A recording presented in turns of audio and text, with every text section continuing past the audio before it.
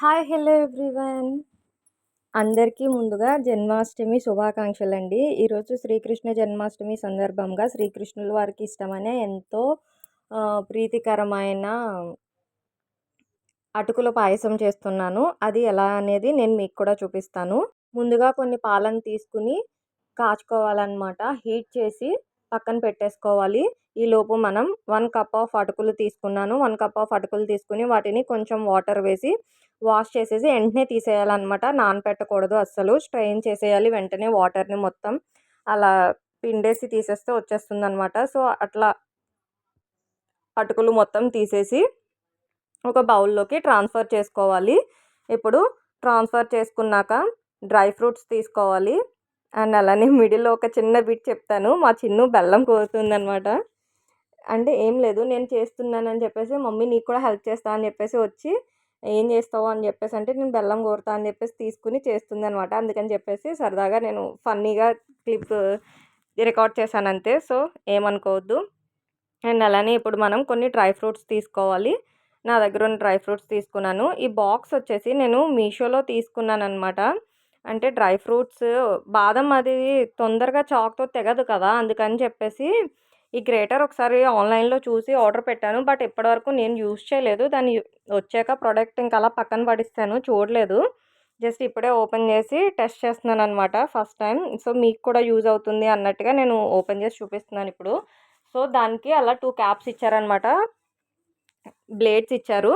ఆ బ్లేడ్స్ ద్వారా కట్ అవుతుంది అనమాట అది. ఇప్పుడు దాంట్లో కొన్ని డ్రై ఫ్రూట్స్ వేసి క్యాప్ హోల్డ్ చేసి చూపిస్తాను చూడండి ఎలా చెక్తున్నా అనేది.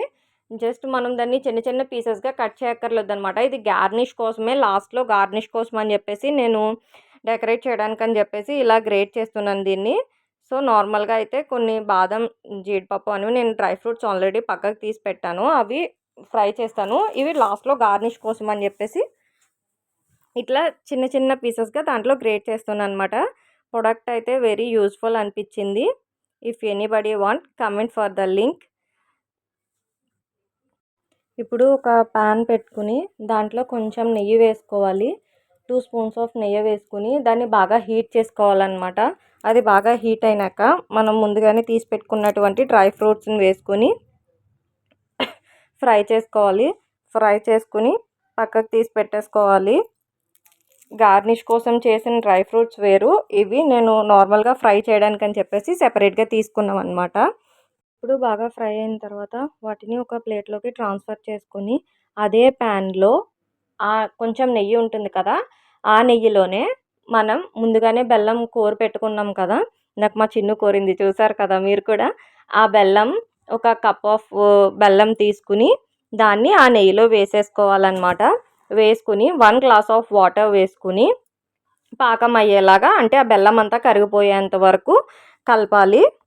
జస్ట్ బెల్లం అంతా కరిగి ఒక 5 మినిట్స్ అది పాకంలో ప్రిపేర్ అయితే సరిపోతుంది. అంటే దీనికి తీగ పట్టు అలాంటివి ఏం అవసరం లేదనమాట. జస్ట్ బెల్లం కరిగి కొంచెం లైట్గా బాగా పాకంలా వస్తే సరిపోతుంది అనమాట. ఇప్పుడు దాంట్లోకి ఇలాచీ ఫ్లేవర్ కోసం వేసుకున్నాను అనమాట కొంచెం.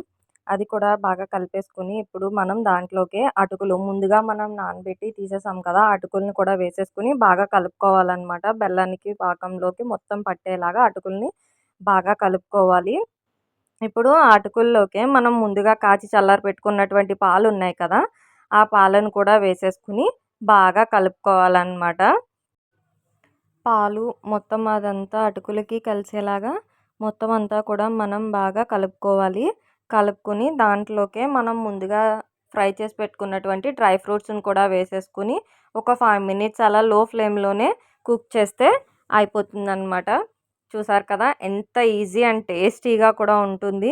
చాలా ఈజీ అనమాట చేయడం. ఎవ్వరూ కూడా డిఫికల్ట్ అని ఏం అనుకోవాల్సిన పర్లేదు. సేమ్ మనం పరవన్నం ఎట్లా చేసుకుంటామో అదే వే ఆఫ్ ప్రాసెస్ ఇదంతా కూడాని.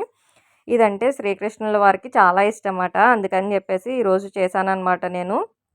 శ్రీకృష్ణ జన్మాష్టమి సందర్భంగా ఈరోజు శ్రీకృష్ణుల వారికి ప్రసాదం పెట్టడానికని చెప్పేసి నేను ప్రిపేర్ చేసింది ఇది. సో మీరు కూడా చేసి శ్రీకృష్ణుల వారికి ప్రసాదం పెట్టండి. అలానే నా వీడియో కనుక మీకు నచ్చినట్టయితే కనుక please like and share and comment and subscribe for more videos. ఇలాంటి ఇంట్రెస్టింగ్ వీడియోస్ కోసం నా ఛానల్ని ఫాలో అవుతూ ఉండండి. And once again happy Sri Krishna Janmashtami to all. ఆ శ్రీకృష్ణ పరమాత్ముల వారి ఆశీస్సులు మీ అందరికీ కూడా ఎప్పటికీ ఉండాలని కోరుకుంటున్నాను. అందరూ బాగుండాలి.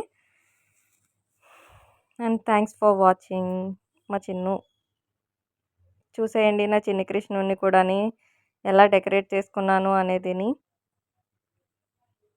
బాగుందా?